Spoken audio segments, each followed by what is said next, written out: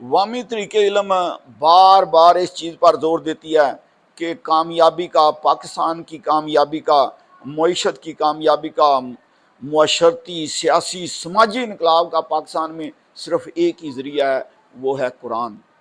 वो है नबी पाक सल्लल्लाहु अलैहि वसल्लम की सीरत मुबारक, आपका उसवा हसना।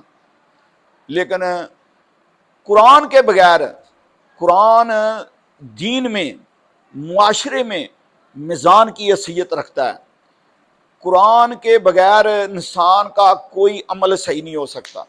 ये सबसे बड़ी तबाही है। मुसलमानों के जवाल की वजह भी यही यहाँ से आगाज हुआ, जब से मुसलमान कुरान से दूर हुए हैं। कुरान पाक अल्लाह तबारक व ताला ने इंतहाई इंतहाई सादगी से उसके सारे मुकदमात को तरतीब दिया है। कुरान पाक का सलूब इंतहाई सादा है, इंतहाई आसान है। बड़ी बड़ी बात को एक जुमले के अंदर अल्लाह तबारक व ताला उसको बयान कर देते हैं, उसको समझा देते हैं। ये सारा तरीका, गौर व फिक्र का तरीका, इस्तदलाल का तरीका सिर्फ और सिर्फ कुरान से आ सकता है। कुरान के बगैर इल्म आ ही नहीं सकता। ये दुनिया में जितना इल्म है, ये सारे का सारा ये कुरान से आया है। वो भी अल्लाह की किताब थी, तुरात, अंजील, ज़बूर, हजरत आदम से लेकर वो जो 3 ज़राए मैं अक्सर कहता हूं कि इल्म के, वो सिर्फ वो अल्लाह की तरफ से आए हैं।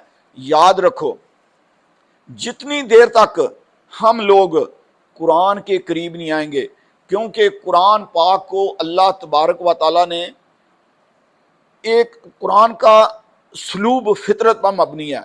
उस वही फितरत जिस पर अल्लाह तबारक व ताला ने इंसान को पैदा किया है, जिस फितरत पर अल्लाह तबारक व ताला ने दीन को बनाया है, सलाम भी उसी फितरत पर है। फितरत की बसात इतनी सादा है, कुरान पाक का सलूब इतना आसान है, इतना सादा है, सारा कुछ उसी फितरत पर है। लेकिन बदकिस्मती से हम लोग कुरान को हमने जुमलों में तकसीम कर दिया हुआ है, हमने कुरान पाक के अल्फाज को तकसीम कर दिया है, हमने कुरान पाक के सियाको सबाक को अलहदा कर दिया। वो उसको समझने की कोशिश ही नहीं करते, कुरान के नज़म को समझने की कोशिश नहीं करते। हम समझते हैं कि ये एक अक़वाल अज़री हैं, ये लहदा लहदा अक़वाल हैं। खुदा की कसम ठाकर कहता हूँ, आज भी अगर हम लोग इन फिरकों से, इस सोच से बाहर आए, तो सबसे बाहर आए और कुरान को टोटली हदायत के लिए समझने की कोशिश करें।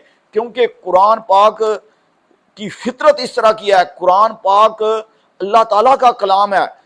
अगर इंसान पहले ही अपने सोच में उसमें हो कि उसने इस पॉइंट को समझना है, ये जो अहले हदीस वालों ने बताया है, ये जो अहले तशरीह वालों ने बताया है, ये जो अहले सुन्नत वालों ने बताया है, बरेलवियों ने बताया, अगर आप उस नजरिए से कुरान को समझने की कोशिश करेंगे, तो खुदा की कसम ठाकर कहता हूं, कुरान पाक ये अल्लाह का कलाम है। जो भी आप सोच कर उसको समझने की कोशिश करेंगे, उसके लिए जवाब तलाश करने की कोशिश करेंगे, उसकी तुजियात तलाश करने की कोशिश करेंगे, पहले ज़हन बनाकर, वो हर चीज़ 100% आपको आपकी सोच के मुताबिक वो कुरान पाक आपको देगा। वो आप उस पर मुतमिन हो जाएंगे। लेकिन दीन से, इल्म से, कुरान से आप दूर होते जाएंगे। उतनी देर तक कुरान पाक समझ में नहीं आएगा जितनी देर तक आप सारी चीजें, सारा कुछ बाहर निकाल कर सिर्फ अल्लाह और अल्लाह के रसूल की रस्सी को मजबूती से थाम के हदायत के लिए कुरान पाक को खोलो। खुदा की कसम ठाकर कहता हूँ, दुनिया की इतनी आसान किताब नहीं है। अल्लाह ने वादा किया है कुरान में, वाला कद यस्सरनल कुरान लिज़िक्री फहल मिन मुद्दक्किर। लेकिन हम कितने बदकिस्मत लोग हैं कि हम अल्लाह की आयात पर गौर नहीं करते, हम अल्लाह की आयात को ठकराते हैं। वो उसको आलम ना समझो, उसको मुबल्लिग ना समझो, जो कुरान के बगैर कुरान की आयात आपको पढ़ पढ़ कर नहीं सुनाता। कुरान ही सिर्फ एक जरिया है।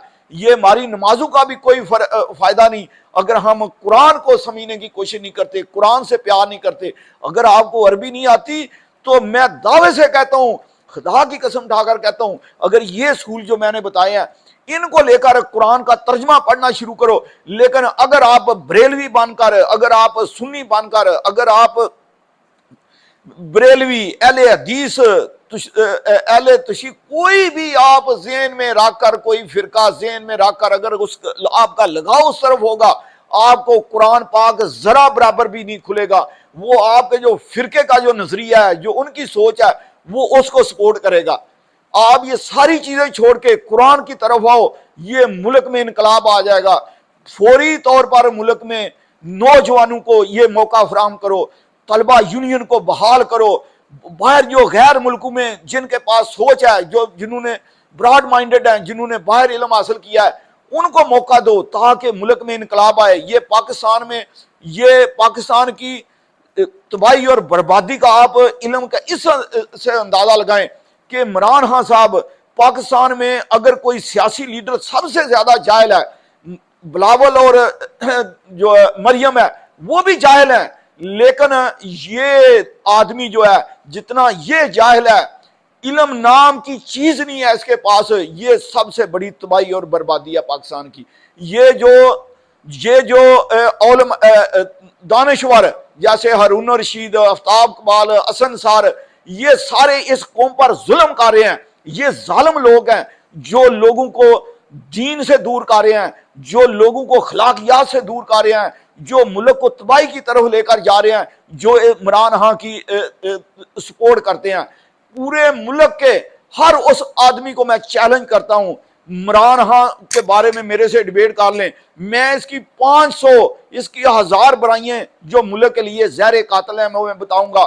مجھے صرف 5 خوبیاں اس کی کوئی آدمی بتا دے، خدا کی قسم اٹھا کر کہتا ہوں، میں چیلنج کرتا ہوں، پاکستان میں کوئی آدمی اس کی 5 خوبیاں نہیں بیان کر سکتا۔ اس کے مقابلے میں اس کی جو پاکستان کو تباہ کر رہا ہے، میں 1000 میں بات اس کے بارے میں بتا سکتا ہوں۔ یہ غور کرو، یہ غور کا ٹائم ہے، یہ سوچنے کا ٹائم ہے۔ اگر آپ اسی ڈگر پر چلتے رہے تو اس ملک کو بھی تباہ کرو گے، اپنا مستقبل، اپنی آنے والی نسلوں کا مستقبل